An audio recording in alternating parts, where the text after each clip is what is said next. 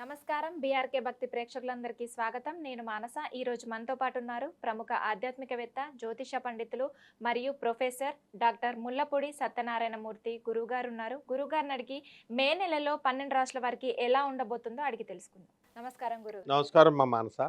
గురువుగారు, మే నెలలో మకర రాశి వారికి ఎలా ఉండబోతుంది? మకర రాశి వారికి మొన్నటిదాకా ఎల్నెట్స్ అని ప్రభావం జరిగిందమ్మా. ఉమ్, దాని నుంచి మార్చి 29 నుంచి వీళ్ళకి ఎల్నెట్స్ అని పోయింది. అయితే పంచమ స్థితిగతుడైనటువంటి ఈ యొక్క గురుగ్రహ ప్రభావము మే 14వ తారీఖు వరకు ఉంటుంది. కాబట్టి అన్ని రకాల శుభకార్యాలు మే 14 వరకు జరిగిపోతాయి. అప్పులు తీసుకున్నటువంటి వాళ్ళు అప్పులు తీర్చేయడము, వీళ్ళ దగ్గర తీసుకున్న వాళ్ళు వాళ్ళకి తెచ్చి ఇచ్చేయడము, అలాగే వీళ్ళు బయట వాళ్ళ దగ్గర అప్పులు తీసుకున్నవన్నీ కూడా వీళ్ళు తిరిగి ఇచ్చేయగలగడము, ఇవన్నీ కూడా జరుగుతాయి. అలాగే ఈ కాంట్రాక్ట్స్ చేస్తారు. ఈ రోడ్డు కాంట్రాక్ట్స్ ఇలాంటివన్నీ కూడా, రైల్వే కాంట్రాక్ట్స్ ఇలాంటివన్నీ కూడా వీళ్ళకి డబ్బులు ఇంకా మనకు విడుదల అవ్వట్లేదండి అనేటటువంటి ఇది కొంతమందికి ఉంటుంది. వర్కులు పూర్తి చేస్తామండి, బిల్స్ రావట్లేదండి అని. అటువంటి వాళ్ళకి కొద్దిగా ఈ బిల్స్ అనేటటువంటివి పూర్తిగా కాకపోయినా పార్షియల్గా శాంక్షన్ అవ్వడము అనేటటువంటిది జరుగుతుంది.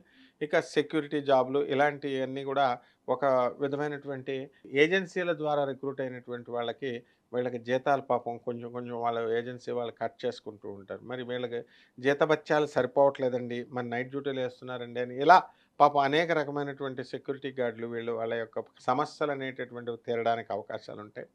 అలాగే వృత్తి వ్యాపార ఉద్యోగ విషయాలలో ఈ యొక్క మకర రాశి వారు అద్భుతంగా ఉంటారు. అండ్ వీళ్ళంతా కూడా చాలా డిసిప్లిన్, మామూలుగానే డిసిప్లిన్ ఈ యొక్క నెలలో ఇంకా డిసిప్లిన్డ్గా అవడం అనేటటువంటివి జరుగుతాయి.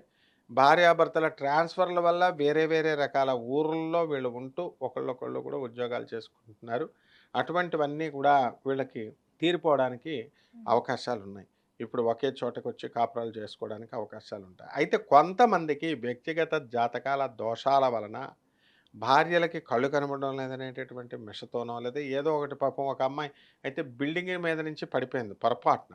వాళ్ళ ఉమ్, భర్త ఎంత కిరాతకుడంటే పాపం ఆ పిల్ల ఏం చేస్తుంది, వీల్ చైర్ మీద నడుస్తుంటే ఉమ్, ఇక నీకు నడుము ఇరిగిపోయింది, ఇంక మళ్ళీ లేవదని చెప్పారంట పర్మనెంట్‌గా, ఇంక ఉమ్, అలా ఉండిపోవాలని. అందువలన ఇంక నేను డైవర్స్ తీసుకుంటాను అని చెప్పేసి అతను అడగడం జరిగింది. మరి ఇంకొక అమ్మాయికైతే కళ్ళు లేవు, రేచీకటి ఉందని చెప్పి నువ్వు చెప్పి చేసుకోలేదు నన్ను అని చెప్పేసి ఆ యొక్క భర్త కోర్టులో కేసు వేయడం జరిగింది. ఈ రకంగా ఎన్ని వేసినప్పటికీ కూడా ఈ కర్కాటక రాశి వారు ఎట్టి పరిస్థితుల్లో ఉమ్, వీళ్ళు వేసినటువంటి కోర్టు కేసుల్లో ధర్మం లేదు కాబట్టి వీళ్ళు ఓడిపోవడానికి అవకాశాలు ఎక్కువగా ఉన్నాయి.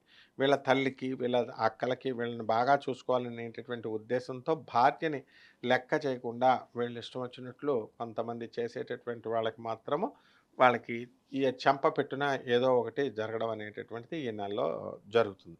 అయితే ఈ మకర రాశి వారందరూ కూడా అందం మీద ఎక్కువ ప్రాధాన్యత పెడతారనమాట. అందువలన చక్కగా అలంకారం తయారు చేసుకోవడం, జిమ్ములు, ఈ యొక్క జుంబోలుకి వెళ్ళిపోవడం ఇలాంటివన్నీ కూడా చేస్తారు.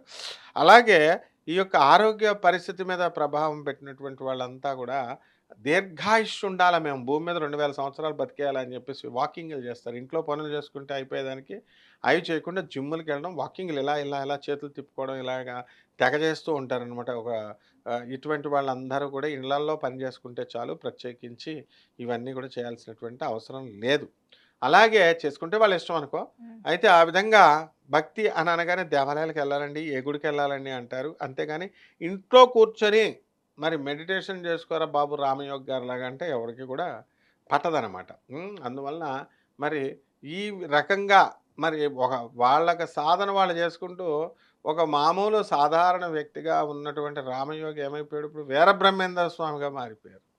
కాలజ్ఞానంలోనే ఆయన గురించి చెప్పబడినటువంటి ఉదాహరణలు ఇవన్నీ కూడా ఆయన చెప్పి ఎక్స్‌ప్లెయిన్ చేయడం అనేటటువంటిది జరిగింది. అలా సెల్ఫ్ రియలైజేషన్ అనేటటువంటిది ప్రతి వాళ్ళకి వస్తుంది.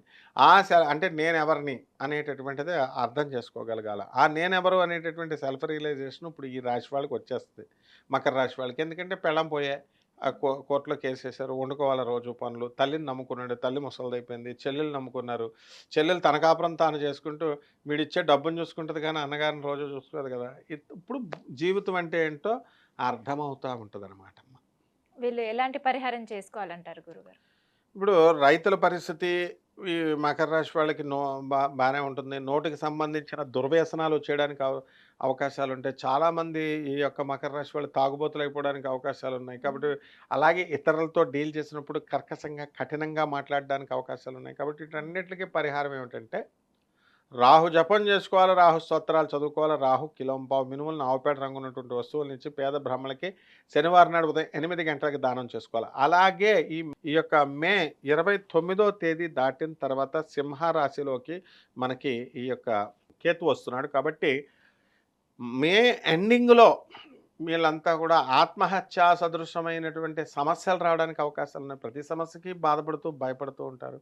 అండ్ అందువలన డిప్రెషన్‌కి గురవుతారు కాబట్టి, ఎట్టి పరిస్థితుల్లో ఒంటరిగా ఉండకుండా నలుగురితో పాటు ఉండడం, ఇలాంటియన్నీ చేసుకోవాలి. దీనికి నిమిత్తము కేతు జపం కూడా చేసుకోవాలా, కేతు స్తోత్రాలు చదువుకోవాలా, కేతువుకి కిలోంపావు ఉలవల్ని ఆవుపేట రంగు ఉన్నటువంటి వస్తువుల్ని లేదా మల్టీ కలర్డ్ వస్త్రాల్ని ఇచ్చి పేద బ్రాహ్మణులకి మనము ఈ యొక్క కేతువు కాబట్టి చక్కగా సోమవారం నాడు ఉదయం 7 గంటలకు దానం చేసుకోవచ్చు. ఈ విధంగా చేసుకోవడం ద్వారా బ్రహ్మాండంగా కలిసొస్తుందమ్మా. ఓకే గురుగారు. మకర రాశి వారి గురించి, అలాగే వాళ్ళు చేసుకోవాల్సిన పరిహారం గురించి చాలా చక్కగా వివరించారు. ధన్యవాదాలు. ధన్యవాదాలమ్మా.